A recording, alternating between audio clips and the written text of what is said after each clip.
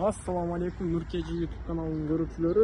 Биз бүгүнкү буйруса Владивостокко болгон отправкабызды баштадык. Буйруса биринчи машинабыз Kia K7 2016-17 2.4 объемдогу бензин.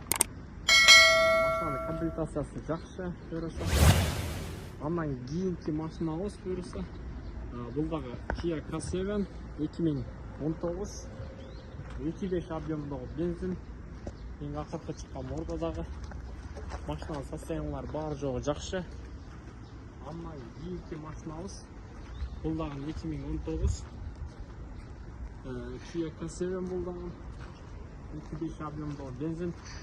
Андан кейінгі тұрған машина Kia K5 2019 бензин, 2 объемдогу бензин. Комплектациясы жақсы.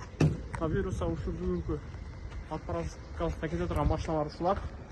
Ушул сыяктуу ушул окшогон машиналар, Канададан чыккан машиналарды заказ кылам десеңиздер, айрылсаңыздар болот. Кандай алсак, куд ушундай абалда салып беребиз. Машиналар өтө жакшы абалда деп аталат. Ошол ишиңиздерге ийгилик, бар болуңуздар, аман болуңуздар.